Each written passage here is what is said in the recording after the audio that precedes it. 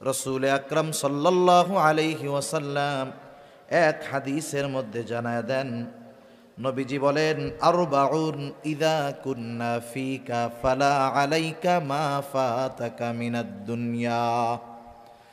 নবীজি বলেন, চারটি জিনিস যদি তোমার মধ্যে থাকে, ফালা আলাইকা, আর কোনো কিছু তোমার নাই, কিন্তু ওই চার গুণ তোমার মধ্যে আছে। নবীজি বলেন, চিন্তার কোনো কারণ নাই। এই চার গুণে গুণান্বিত মোমেন দুনিয়ায় যদি তার কোনো কিছু নাও থাকে, চিন্তার কোনো কারণ নাই।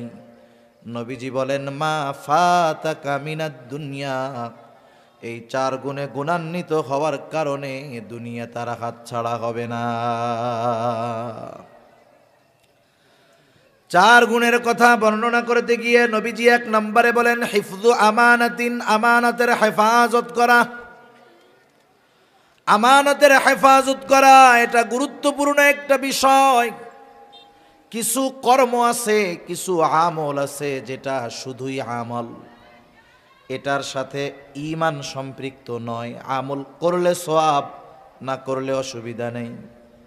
কিন্তু আমানতদারিতা এমন এক জিনিস, এমন এক আমল যেটার সম্পৃক্ততা হলো ঈমানের সাথে। রক্তের মধ্যে পানি আছে, জানেন তো? কি আছে? পানি। পানি। এখন বলেন তো, কেউ যদি চিন্তা করে আমি আমার দেহের মধ্যে থেকে রক্ত আর পানিরে আলাদা আলাদা করব, বলেন তো, রক্তের থেকে পানি যদি আলাদা করা হয় তাহলে বেঁচে থাকা সম্ভব নাকি? সম্ভব নয়। এই বিষয়টা এরকম, আমানতের সাথে ঈমানের সম্পর্কটা এইরকম। এক কথায়, আমানত খেয়ানতকারী কখনো মুমিন হতে পারে না, মুমিন কখনো খেয়ানতকারী হতে পারে না। সেজন্য নবীজি বলেন, আমানতদারিতার সম্পর্ক ঈমানের সাথে। নবীজি বলেন, লা ঈমানা লিমান লা আমানাতা লাহ। নবী বলেন, যার মধ্যে আমানতদারিতা নাই তার ঈমান নাই। শুধু তাই না, নবীজি জানায়া দিয়েছেন, আমানতদারিতা হলো মুমিনের ভূষণ। মুমিনের আবশ্যকীয় একটা গুণ হলো আমানতদারিতা, যেটা তার মধ্যে থাকবেই থাকবে। আর আমানতের খেয়ানত করা এটা হলো মুনাফিকের আলামত।